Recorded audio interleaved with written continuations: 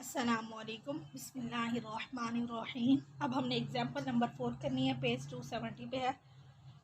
Find the asymptote of the curve x cube minus y cube plus 6xy is equal to 0। अब हमने इस curve के asymptote find करने हैं। हम इसका सोल्यूशन फाइंड करते हैं। हमारे पास जो गिवन कर्व है, given equation of a curve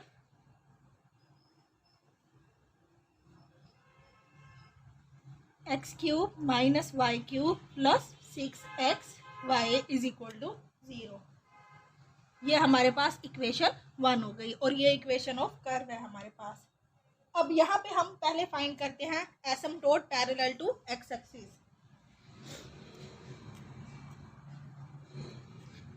asymptote first हमारे पास होता है पैरेलल टू एक्स एक्सिस। अब उसके लिए हम क्या करते हैं, हमने इस इक्वेशन में देखना है एक्स की जो सबसे बड़ी पावर है वो हमारे पास क्या है, एक्स क्यूब है। अब एक्स क्यूब का हम कोफिशिएंट देखेंगे, वो हमारे पास यहाँ पे 1 है। अगर यहाँ पे वो 1 हमारे पास कांस्टेंट होता है तो इसका मतलब है कोई भी ऐसा एसिम्प्टोट नहीं है जो पैरेलल टू एक्स एक्सिस है। और सिमिलरली सेकंड हमारे पास होता है asymptote parallel to y axis. अब हम वाई एक्सिस वाला एसिम्प्टोट फाइंड करने के लिए भी इसी तरह देखेंगे। हम सबसे बड़ी वाई की ग्रेटेस्ट पावर देखेंगे, यहाँ पे वाई क्यूब है। वाई क्यूब का अगर कोफिशिएंट कांस्टेंट ना हो तब वो हमारे पास एसिम्प्टोट होता है पैरेलल टू वाई एक्सिस। लेकिन यहाँ पे हम देख रहे हैं कि एक्स क्यूब का कोफिशिएंट भी कांस्टेंट है, वाई क्यूब का कोफिशिएंट भी कांस्टेंट है। तो हमारे पास क्या होगा, कोई भी एसिम्प्टोट नहीं होगा जो पैरेलल टू एक्स एक्सिस होगा और वाई एक्सिस होगा। तो यहाँ पे हम क्या कहेंगे, from 1 it is clear that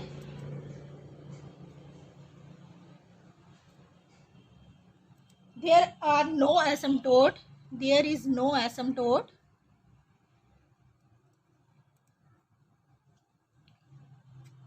parallel to x axis and y axis।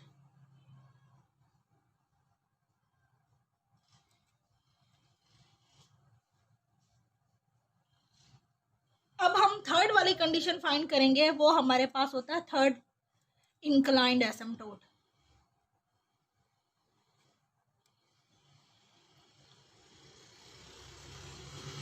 Inclined asymptote हमारे पास वो होता है जो ना तो हॉरिजॉन्टल हो ना ही वर्टिकल हो। हॉरिजॉन्टल का मतलब है एक्स एक्सिस के पैरेलल होगा और वर्टिकल का मतलब है वाई एक्सिस के पैरेलल होगा। और जो एसिम्प्टोट ना हॉरिजॉन्टल हो ना वर्टिकल हो वो इंक्लाइंड एसिम्प्टोट होता है। इंक्लाइंड एसिम्प्टोट फाइंड करने के लिए हम क्या करते हैं, इक्वेशन 1 जो हमारे पास गिवन इक्वेशन है, टू फाइंड इंक्लाइंड एसिम्प्टोट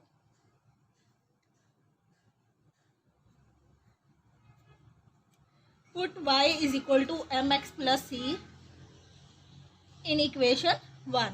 हम सबसे पहले इक्वेशन 1 में y is equal to mx plus c put करेंगे। इक्वेशन 1 हमारे पास है x cube minus y cube plus 6xy is equal to 0।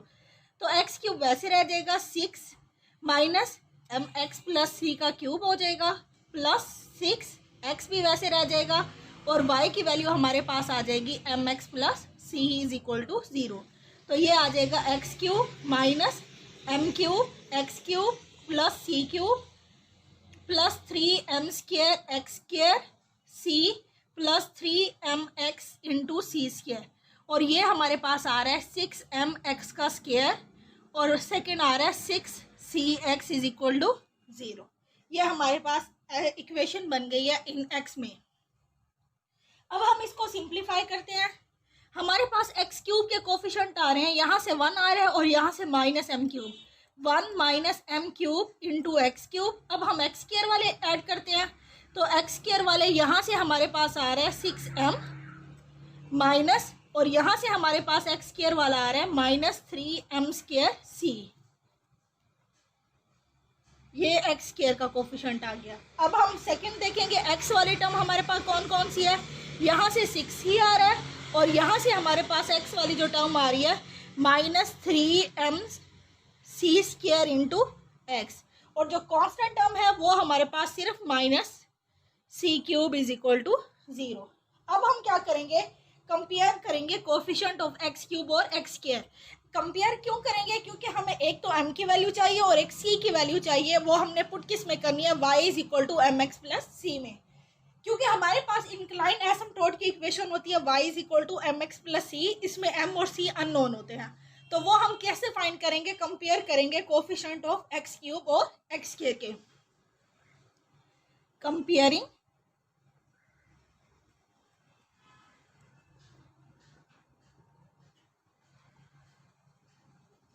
X cube and x square, तो हमारे पास आ जाएगा 1 minus m cube is equal to 0। तो यहाँ से एम क्यूब की वैल्यू आ जाएगी 1, तो एम की वैल्यू आ जाएगी 1 आ जाएगी।